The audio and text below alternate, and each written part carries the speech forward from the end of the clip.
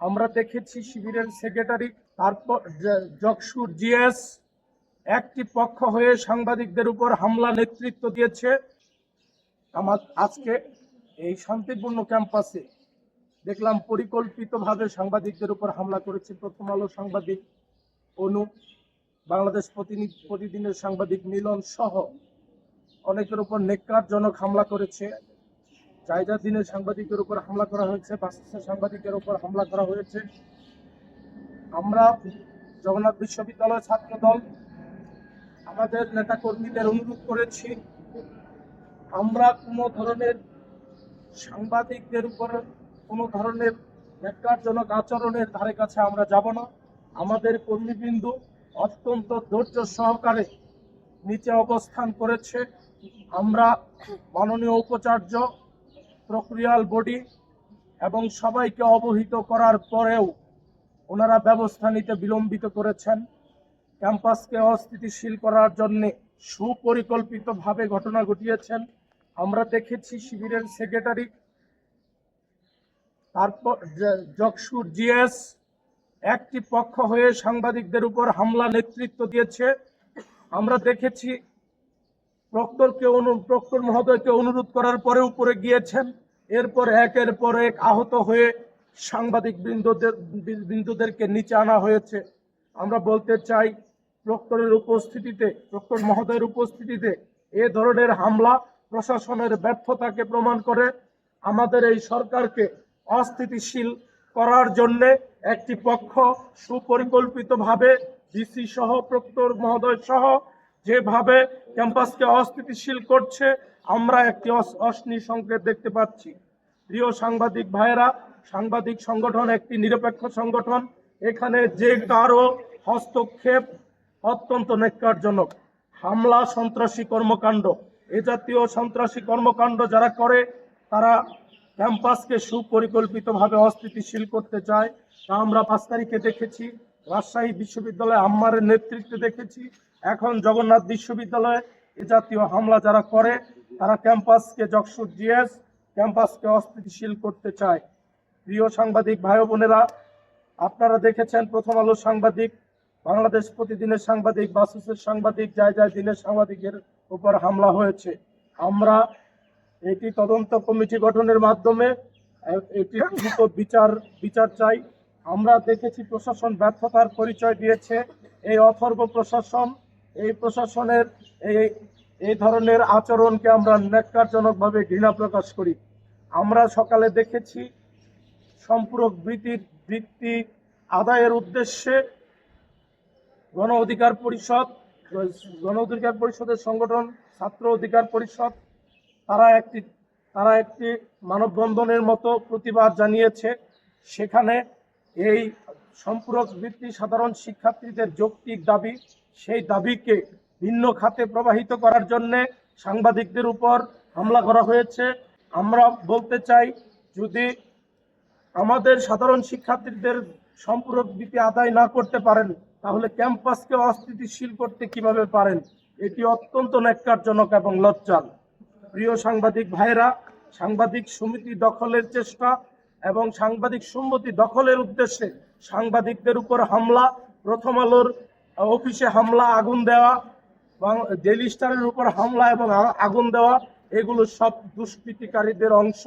এ জাতীয় দুষ্কৃতিকারীদের একই সূত্রে গাঁথা এই ধরনের ঘটনা একইভাবে আমাদের দেশকে, বাংলাদেশের সংবাদপত্রের স্বাধীনতাকে বারবার প্রশ্নবিদ্ধ করছে।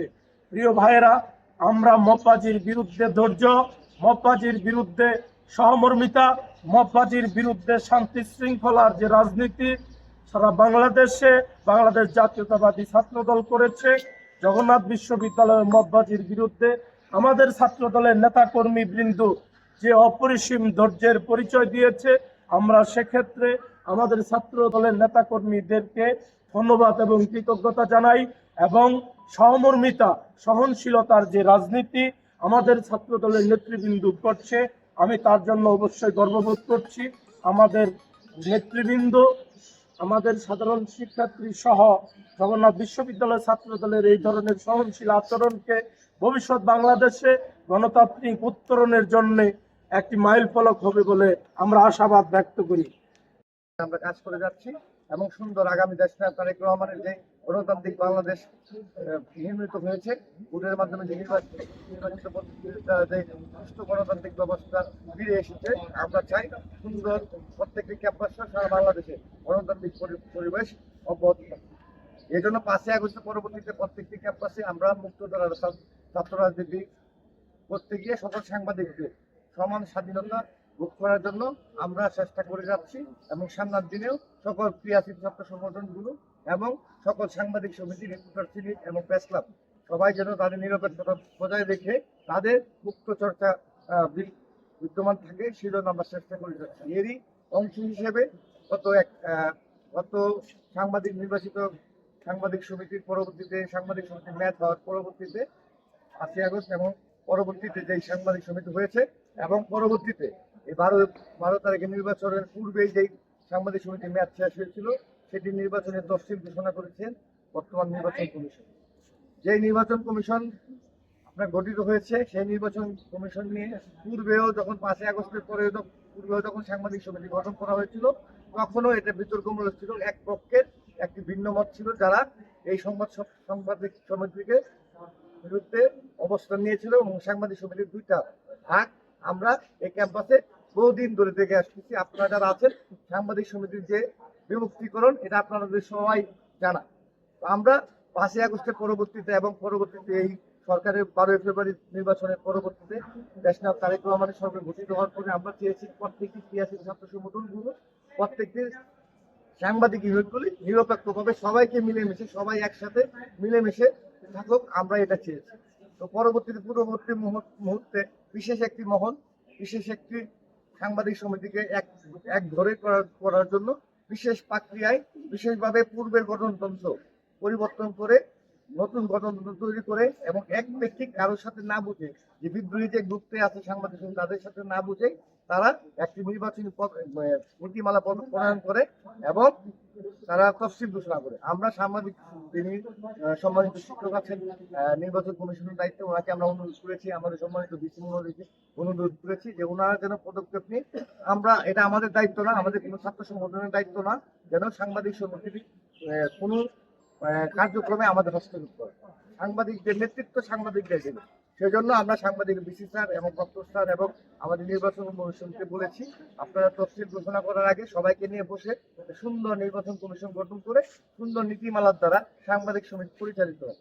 কিন্তু সেই 5ই আগস্টের পরবর্তীতে যেই মতবাজি করে যারা সাংবাদিক সমিতি দখল করেছিল এবং আমাদের শিবির এবং শিবিরের কিছু টিচার মিলে যারা গঠনতন্ত্রকে পরিবর্তন করে, যারা পূর্বের ন্যায় আবার সাংবাদিক সমিতি নির্বাচিত এক পক্ষকে রেখে এটা একটি সাংবাদিক সমিতি করার জন্য যে চেষ্টা রেখেছে, এটার অব্যাহত হিসেবে আজকের এই ঘটনা পূর্ব রেশ হিসেবে আমি মনে করি এবং আমরা মনে করি। সেই হিসেবে আমরা বরাবর মতো প্রত্যেক দিনই আমাদের তথ্য সহায়তা কেন্দ্রে বসেছিলাম। হঠাৎ করে আমরা অবকাশ বিল্ডিং এ আমরা আওয়াজ শুনতে পাই, তারপরে আমরা এখানে পর্যবেক্ষণ করার পর আমরা গিয়ে জানতে পারি যে যকসুর যে জিএস নির্বাচিত জিএস, যকসুর সাধারণ শিক্ষার্থীদের ভোটে নির্বাচিত যে জিএস, আমাদের যদিও নির্বাচনে অনেক বিতর্ক আছে, তারপরেও ছাত্রদের প্রতিনিধি যিনি জিএস আমাদের আরিফ সাহেব, জগন্নাথ বিশ্ববিদ্যালয় শিবিরের সম্মানিত সাধারণ সম্পাদক আরিফুল ইসলাম আরিফের নেতৃত্বে যকসুর নির্বাচিত শিক্ষা বিষয়ক সম্পাদক ইব্রাহিম এবং যকসুর নির্বাচিত পরবর্তীতে যিনি যুগ হয়েছেন যকসুর নির্বাচিত আইন বিষয়ক সম্পাদক জনাব ফারুক আহমেদ, তাদের নেতৃত্বে শিবিরের একটি 40 থেকে 40 জন সাংবাদিক সমিতিতে অবস্থান নেয় এবং সাংবাদিক সমিতির যেই গ্রুপটিকে বাদ দিয়ে সাংবাদিক সমিতি তফসিল ঘোষণা করা হয়েছে, ওটা লিস্ট করেছে, তাদেরকে কেন বাদ দেওয়া হয়েছে, তারা এই দাবি নিয়ে যখন সাংবাদিক সমিতিতে যায়, তখন এই আমাদের নির্বাচিত জিএস